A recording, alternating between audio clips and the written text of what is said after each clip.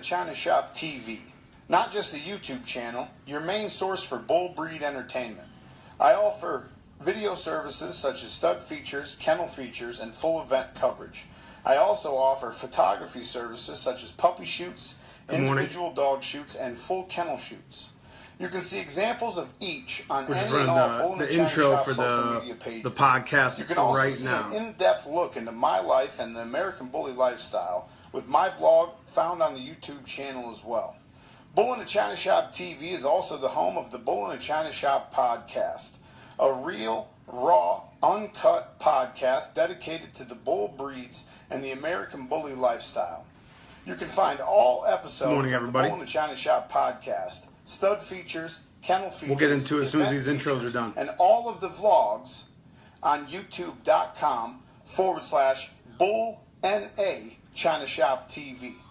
Check it out and hit subscribe today. I'm taking applications right now. I need more haters. Yo. What the fuck is going on? You amazing motherfuckers. And we are Bull-NA-ChinaShop back again. You want to advertise? Did you guys hear that intro that's playing? I hope so. I don't know. That's the first time I've done this. Feedback will be appreciated. Not if you like the intro or not, if whether you can hear it. I can't, for some reason this morning, I can't.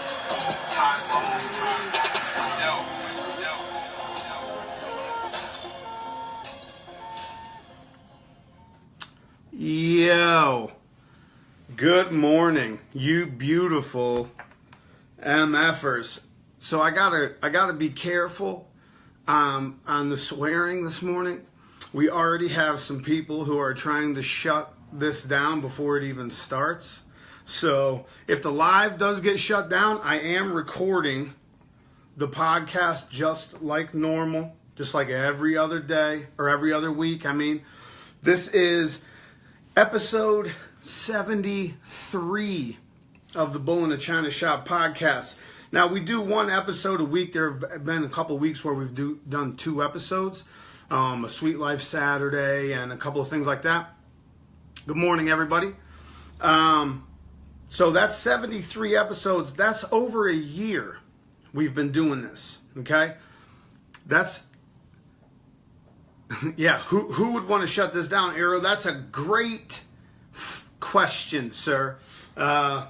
Something, I don't even want to really get into it because it's not even, it's below the show, really. You know what I mean? That's not what we get into, and that's not what we talk about. So we'll leave it at that. Some people have already tried to shut this down before it even started. So if the live gets shut down in the middle of this, it is being recorded on my podcast. What up, Ant? It is being recorded on my podcast. So it will be published as soon as I'm done doing what I'm doing. It will be published on, just like normal, iTunes and my YouTube channel, the whole normal spiel. The only thing we're adding this week is a live interaction because people have been telling me to do this shit for over a year. I haven't really been on the live, the big live bandwagon because I honestly feel like, you're pushing and promoting Facebook when they're not really pushing, promoting you. See what I mean? So, and YouTube also, but the thing is with YouTube, you can actually make money off it. So if YouTube had a live app where I could do this shit from my phone instead of having all this crazy equipment and whatnot, I would be doing it on YouTube.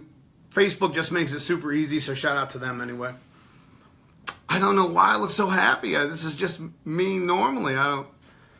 Anyway, it makes me happy to know that we're affecting people on a level to where they want to stop what we're doing. You see what I'm saying?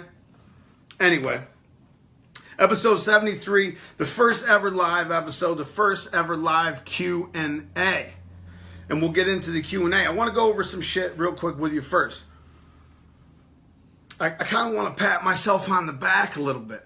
You know what I mean? I kind of want to give the team, really, that I've been working with on this some credit right now. As far as, like I said, we've been doing 73 episodes. That's over a year. We've been doing this. Yeah, Ariel, I could do a live video, but it would only be able to be there and then published onto YouTube, where I couldn't take that same video, save it before it got. I haven't figured it out yet. If there's a way, somebody help me out with that. I would love to be able to just, with my phone, go live on YouTube. That would be great. And then be able to take that video and go from there to here and everywhere I want to put it this way. Also with the calling in, that's the biggest thing. So in the future, when people want to call in Facebook Live, it's so easy.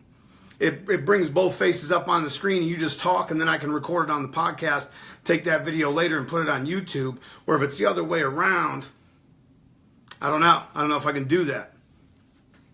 Joshua Kendrick, what's up, sir? How are you? Tyler Wilson, I am not. Do I have Bieber fever? The answer is no on that one. That was the easy one. Anyway, so just to pat ourselves on the back a little bit, we have hit 100,000 downloads of the podcast from the podcast site.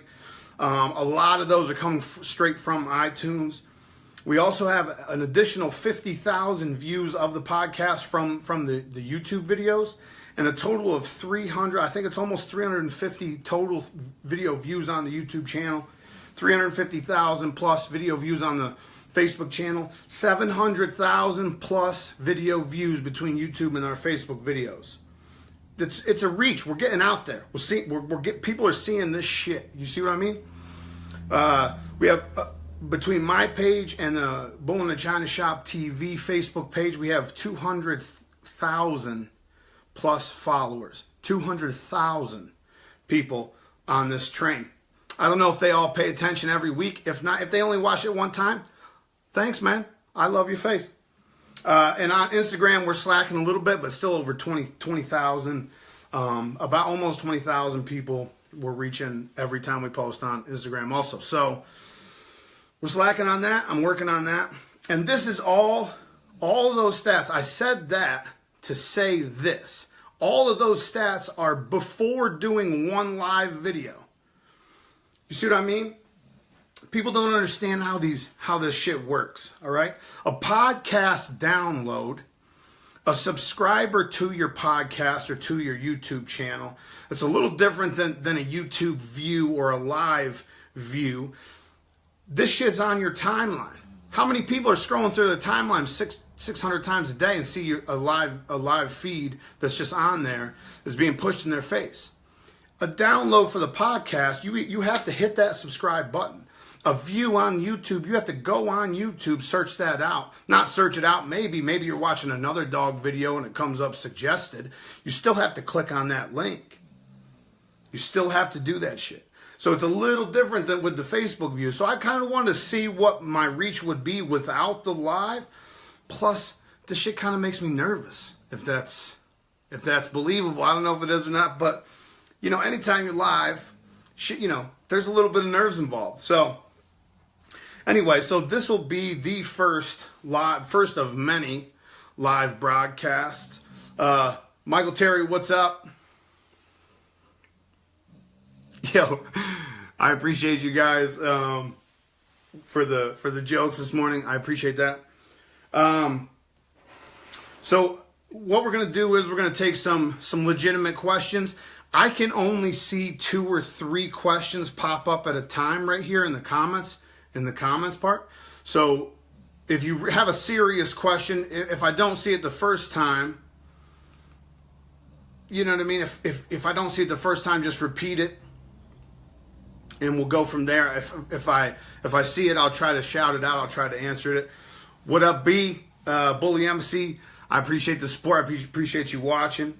Now, the first thing I want to talk about is I read a post on a friend of a friend's timeline, and it was talking about this individual, this breeder being 0 for 9 in the past 3 years with breedings.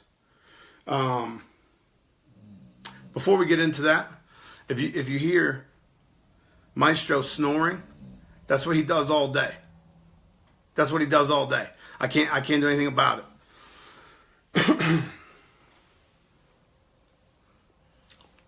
Yo, my dude, I wish these live feeds were like, I wish you had to have a resume to begin with to even do this shit and have people watch it, because the misinformation that's going around, not only about the dogs and the breed, but about some of the people in the breed, is just crazy. But anyway, so I was reading about this breeder, said he went 0 for 9 in the last 3 years. 1 litter born and no survivors. It was born early. And he was talking about all the scenarios. Mike, it'll be Perry in January, I think, is the next one I'll be doing in the U.S. Perry in January. Mike asked when the next, Mike Ruiz, shout out to Mike, asked when the next show I was judging. Anyway, the next thing I thought, as soon as I read that article, is, well, he was talking about assuming that the semen was viable. The first thing I thought of is, you got to change something. That's not just bad luck. I've seen a bunch of people posting on his, comments, that's bad luck and, this and that. At some point, that's not bad luck. At some point, you got to look at the diet. You got to look at the females, and you got to look at the process that you're going through, and you got to evaluate what the fuck you're doing and make a change. If you're 0 for 9, sir, you got to think about making a couple of changes. And I read that, and the first thing I thought was possibly canine herpes. If you don't know what that is, look that up. Possibly brucellosis. The first thing I would do is look up canine herpes, brucellosis. Have all the bitches that I bred that were 0 for 9, have all of them tested for those two. Both canine herpes and brucellosis.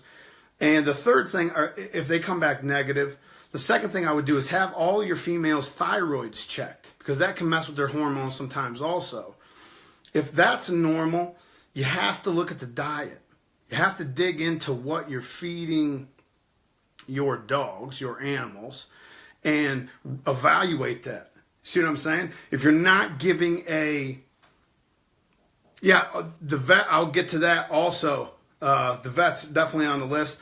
You got to change evaluate your diet. If you're not giving a multivitamin, at the very least, you should be giving a multivitamin. There's not really any foods on the market that really offer a complete diet. Even if you're feeding straight raw, most of the time they're still not getting a complete diet. Because it's not just about what's going in, but what they can absorb. You got to think about that. So a multivitamin, I've said this multiple times on the podcast before, on the 72 other episodes. Now, Carrie, this is assuming that the semen is viable when it's shipped. He did say in the post the semen was good. They've done surgicals, they've done side-by-side AIs, they've done TCIs. They went through a lot of different things to try to get the females bred, Yo, Nino, I agree 100%. 0 and 9, I would. But see, I went through the same thing. I went through about 2 years span where I was, 0 for something, and it works on you, Yeah, could be cysts, could be a lot of things going on with the females. That's what I mean. Test the females. First and foremost, have the females tested, have their thyroid levels tested. Check your diet, add a multivitamin if you're not doing that. The last thing I would do is look for a different vet, or ask other breeders that go to that vet if they're having success. If they're not having success with that vet, get the fuck out of there. You know what I mean? Go to a different vet. Find someone that's other people are having success with. 61 people watching, half of them hate me. Story of my life, it's not even anything new. You either love me or you hate me. I have no issue with that. I appreciate you guys watching. The next thing I wanted to talk about, I had a question sent to me, private message. Is there an ideal age for cropping ears? You see the kind of questions we're looking for? See the kind all that other stuff. I'm not even going to respond to a lot of the stuff that's being said in the comment. That's not what we do. You know what I mean? It's not what I'm into. Ideal age for cropping cropping ears. I mean, I have a vet that crops 5 or 6 weeks. There's less pain. They're much easier to manage. They heal faster. Yeah. Ariel, I'd like to hear more about that, actually. What Ariel's saying right now is there's a couple of kibbles out there that kill fertility. I would like to hear more about that. I can't see the whole conversation. I appreciate you, Luis. Michael Terry, 9 to 12 weeks. That's what most vets prefer to do. I've found that it's much easier at a younger age, under 8 weeks, much more manageable, much less pain, less nerve endings, less blood vessels on the puppy. They heal faster also. So, Ariel, if you could post make individual comments about the 2 types of kibble that kill fertility, that would be fantastic. Or send me a link personally. I'll dig into that on a future episode. But I would say ideal age. There's not really an ideal age. I've heard of dogs being cropped up to a year. Maybe not something I would recommend. Not something that I would, See, there's a lot of misconceptions about the age. Humans are circumcised how old? Very young. It's the same thing. They heal faster. There's less pain, less trauma. There's a couple people that I've actually recommended to my vet that can attest for that. LaShonda's one of them, the owner of Grand Champion Loki. They actually have been using the vet that I use for crops for a while. She can attest to that. It's much easier on the puppies, less pain, faster healing. Like I said, the whole thing. Mike, if you need to make a trip out here, sir, we'll set you up with the vet. Anybody in Kansas, anybody especially on the eastern half of Kansas, if you're looking for a good vet, hit me up, man. I got one of the best in the country. No joke about that. No disagreeing with, I haven't had a disagreement about anybody that I've sent there yet, really. What's the difference between breeding stock and a breeding tool? You're saying the same words. You're basically saying the same words. I would say maybe someone who's talking about progesterone 20 with frozen semen. That's another thing, Nico. What progesterone levels, going back to that first breeder that's 0 and 9, what are the progesterone levels that you're breeding your females at? A lot of vets will tell you, once that bitch hits a 7, start breeding her. But the thing is, if you're doing surgical, if you're doing frozen, if you're doing fresh chilled, those are all different numbers that you're going to be looking at. Now, what you really want to focus on is when the bitch ovulated, and once you find out when she ovulated, you can really get a Hakeem. What separates breeders? That's a really good question. But once you find out I'm coming back to that, Hakeem. Once you find out when that bitch ovulated, then you can pretty much narrow down the window. You got about 48-hour window where, there's a little bit of a window where you need to wait till everything gets ready. And then I'm not going to put it in the scientific terms. I'm not a fucking reproduction vet. I probably, I'm stumbling over it now. It would be worse if I used technical terms. Once you find out when that bitch ovulated, you can pinpoint the window when she's going to be ready to breed. If you're using fresh chilled, Trey starts at 5 with fresh or chilled. The female at 5, she might have ovulated. At a 7, she almost definitely ovulated. It's very close. That might be even hours apart. So we're pretty much on the same page with that, Trey. Once you figure out when she ovulated, you can get that window and pinpoint it. Fresh semen is going to be a little different than frozen. Side-by-side breedings are going to be a little different than both of those. Johnny Nerva, thank you, sir. I appreciate you watching. Hey, if you guys haven't yet, check out Sir Johnny Nerva from the Philippines. He's been doing a travel vlog and some inspirational videos too. Really good stuff. Shout out Mr. Nerva. Okay, back to what Hakeem was saying. What separates breeders? How do you mean? How do you mean? What separates them? How?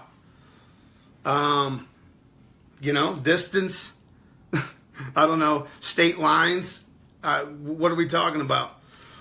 I can only assume that you're talking about there's levels to everything, and what separates, what sends the people to the next level. It's a good fucking question. It's a good question. There's a lot of things. Me personally, I like to see what you're producing. Bottom line. I agree with that. Nino, values, beliefs. For me, it's what you're producing. How your animals are taken care of and what you're producing. The mentality is definitely one of the things, like how you approach certain situations or business transactions. That can separate people. Hey, this is these giant. This looks small, but this is actually a giant water aerial, and these are 2 for $2, sir. So we're out here in Kansas struggling like everybody else, homie. Anyway, I think what separates breeders is, if you're consistently producing, just like Mark's saying right now, consistent productions. If you're consistently producing, I could think of 5 breeders who have terrible ethics, but consistently produce some of the best shit in the country, and it doesn't affect those ethics and how they take care of shit. It doesn't affect their business whatsoever. I can also think of 5 breeders right now who have great ethics who haven't produced a dog that worth talking about. You see what I mean? So to me, money separates breeders. That's definitely something to think about. The market you bring, the value you bring, the value your stock brings, the investments that are being made. People aren't looking to invest 5, 6, 7, 8, 10,000, 15,000 in something that's not going to bring them a return. For the most part, you will find some, pet home or companion dogs going to people who have throwaway money. I don't have throwaway money. Most of the people I deal with don't have throwaway money. Most of the people that I deal with are making an investment. That's why it's so important for me to carry that value, to have that market there, to have that promotion there, to carry that value behind what you're selling.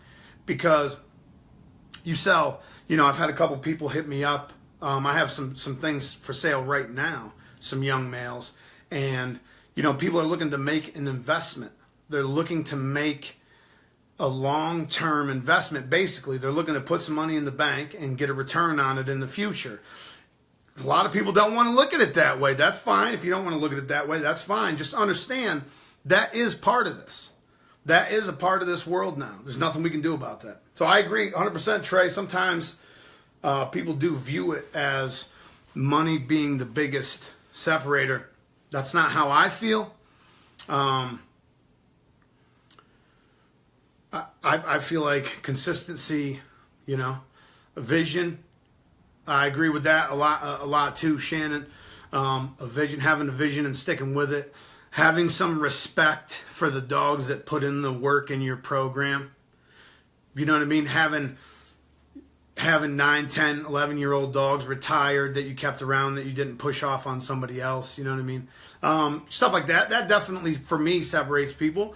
But I'm not a normal guy. You know what I mean? The majority of people don't feel that way. And a lot of people that are coming in are super young. And not maybe young in age, but young to dogs. Young to the bully world. Young to the dog business. Carlos, I agree too, sir. All of the above. Everything that everybody said. Morals, values, professionalism, productions, consistency. All of that. All of that.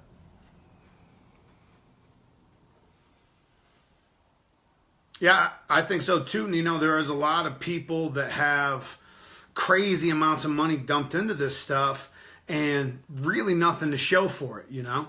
So, and it's another reason I take it so seriously when someone's investing or trusting their money with me. You're going to get something that you can, you know, you can be proud of, that you can lean on as far as your breeding program also. So, progressive breeding, consistent crap is still crap. Tyler Wilson, great point out of nowhere.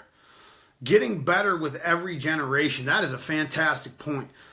If you are consistently producing shit, well, he said crap. We'll stick with crap so we don't get shut down, so the live don't get shut off on us.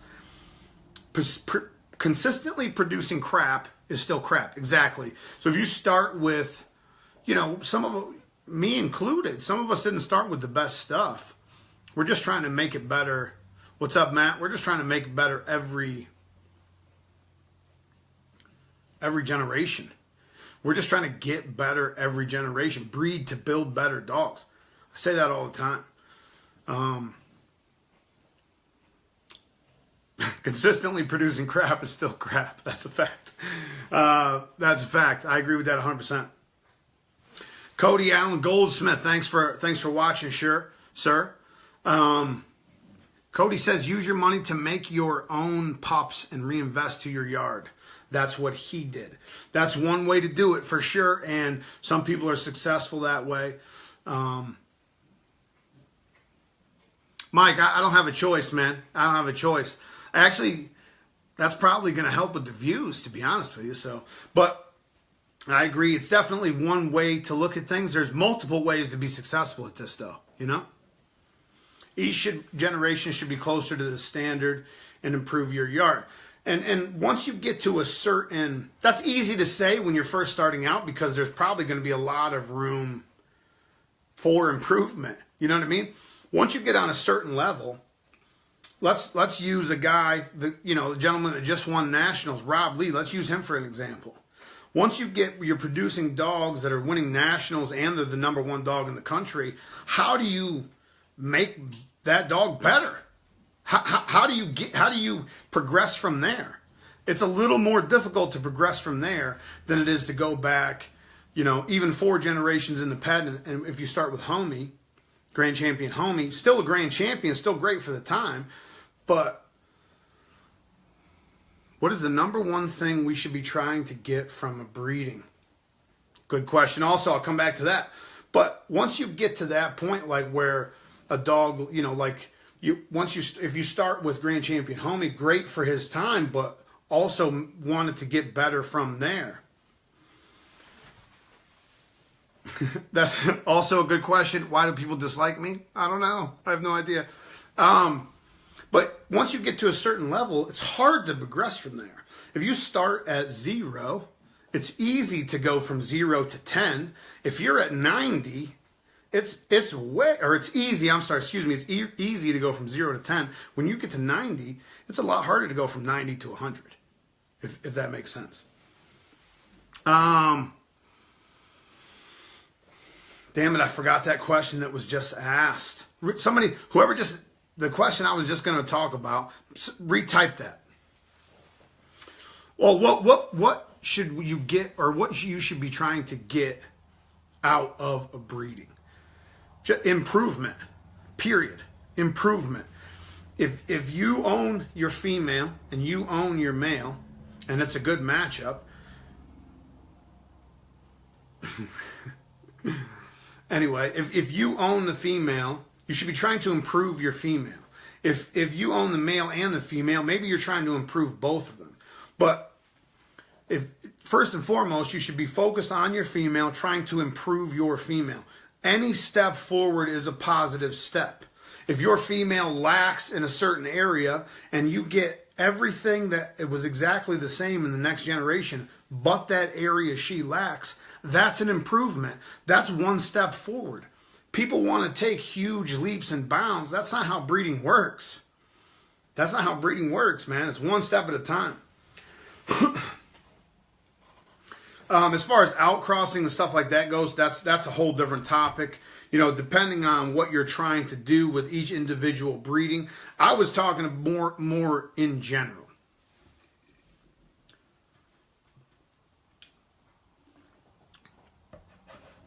Hakeem, super great point. Hakeem says, I think by thinking that you can improve no matter what title or accomplishment, that's how arrogance and ego can slowly sneak in. Very true. And I'm not saying that Rob Lee thinks that he can't improve. And I'm not saying that a year ago I used that dog and I thought I can, if I didn't think that he would help me improve my stuff, I wouldn't have used him either. But what I'm saying is, I'm not saying that anybody thinks once they're at that level that he thinks that he can't improve. Not what I'm saying. Once you get to a point where you think you've got it perfect, that's when you need to have somebody with an outside eye come in and evaluate your shit because you're kennel blind. You're never going to get it perfect. You're always going to have room for improvement. I feel like for me personally, I feel like there's still a long way to go with my stuff. Excuse me. But I feel like what I'm saying is, the whole point is, once you get to a certain level, once you get in a certain lane, it's hard to improve from there. It's hard to get better from there. You know? I think that's why, in my beliefs, it's structure over mass by the way ABKC is going now.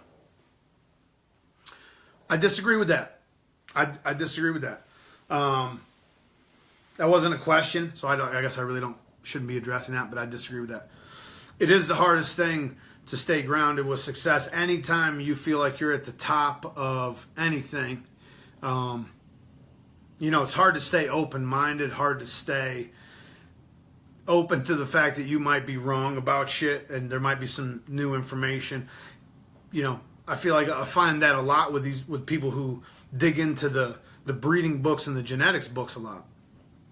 It's hard to get them off of that because they read these books, It's crazy shit happens. What do you think can be done? Ariel asks, what do you think can be done to get everybody on the same page? As far as the American Bully goes, right now there's so many divisions and so many people trying to create divisions and keep those divisions there. It's going to be hard to get everybody on the same page. Ty rather have mass than structure.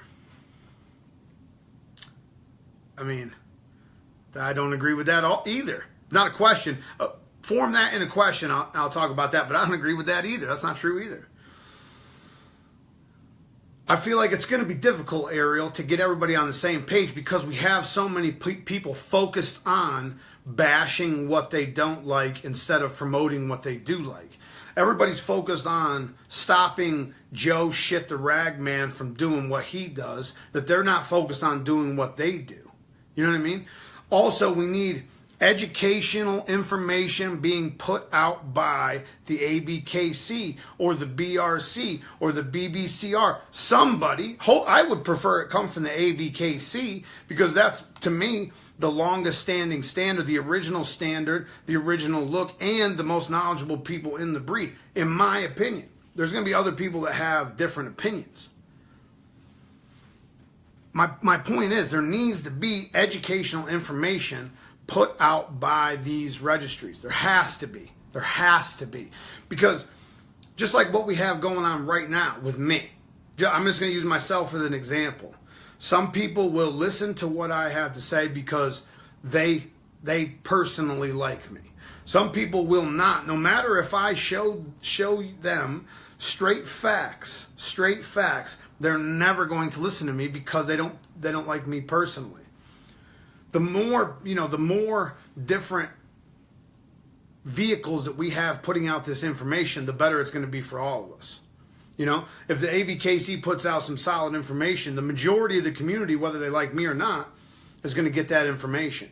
If the other people, if some other registries put out that information, the people that don't, if it's similar information, educational information, the people that don't like the ABKC will be able to get it from there. The more vehicles, the more avenues we have where this shit's going out, as long as we have consistent information going out, the better off we all will be.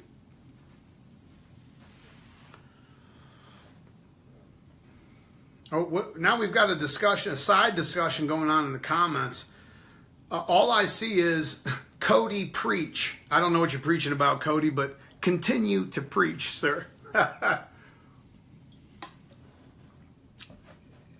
I think also it would be nice for us to try to get on the same page. It would be nice if we could get some of these people who are so focused on the division to get over themselves a little bit. And this world's about compromise. Whether you guys, it may be hard to prove on a certain elite dog, but usually there's a lot of room to improve on an overall program level.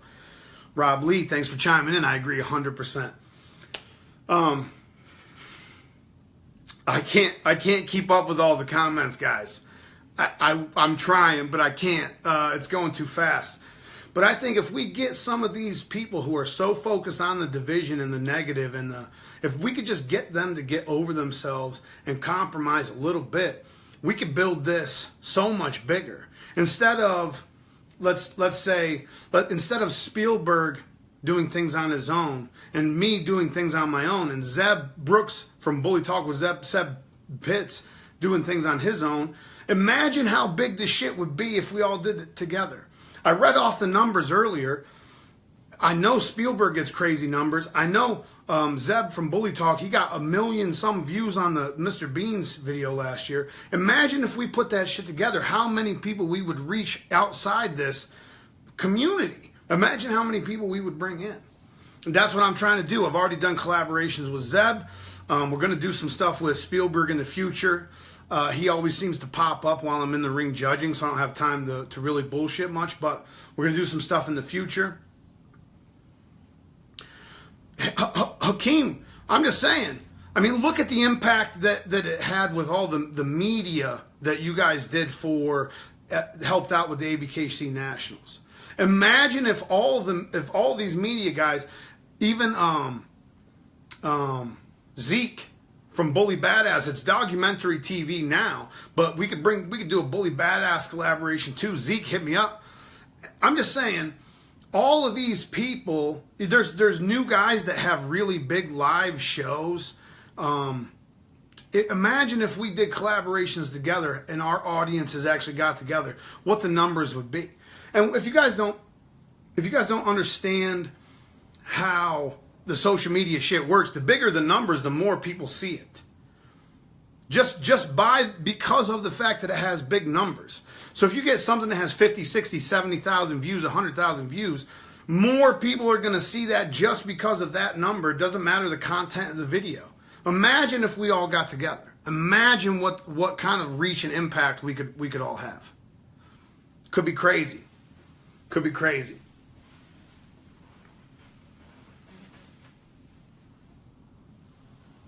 Yeah, I agree. If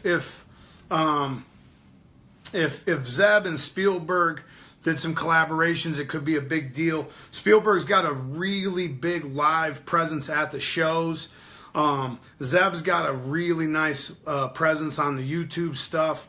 That's what I mean. If we got the podcast side of stuff, all three of us have YouTube stuff going on, the live stuff now. Just imagine the numbers that we could reach. Imagine. Hey, Thomas, what's up, sir? How are you? Apparently, we have people from all over the world watching this. Who would have thought? Anyway,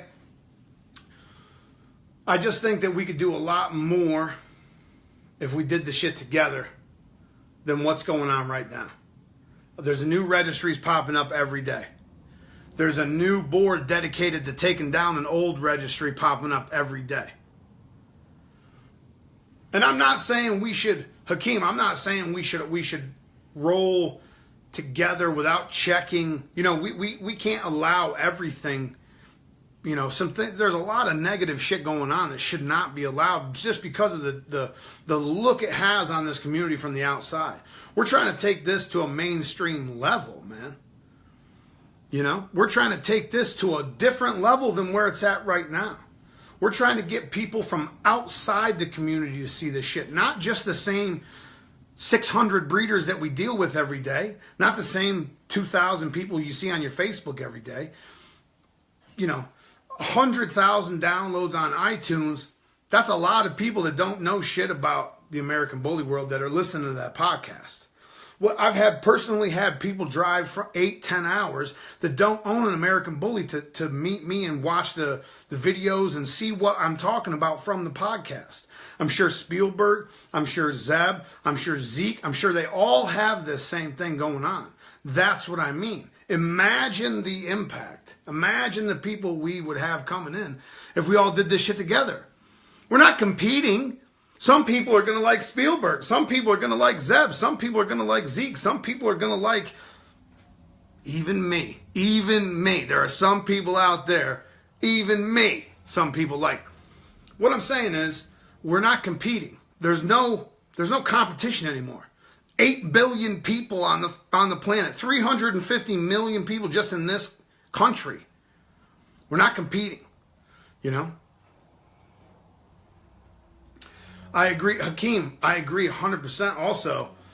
It's not a mom and pop shop.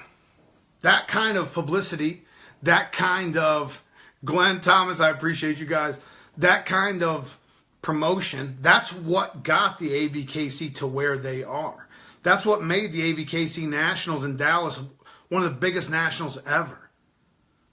You know what I mean? That's Jersey. That's what got those shows to that level, the ABKC to that level. So to see them go back to that, you didn't see a happier guy in the building than me on Saturday. To see to not be able to walk through the aisles to go to the bathroom in the middle of the show. You've not seen a happier guy. Made me so happy. Because anybody that knows I've been pushing for all this shit for years, man.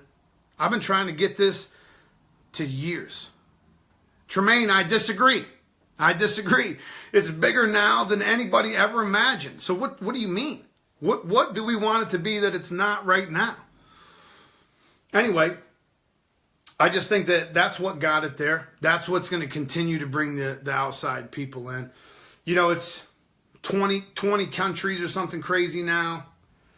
It's just huge, you know.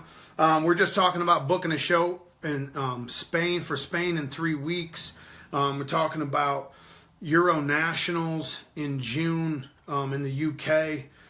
You know, there was just Mexico Nationals was just last weekend. You know, we have a Asia National, you know, it's everywhere. So, hey, I'm sure you did see videos from people who have an agenda. Did you see all the videos from people who don't have an agenda?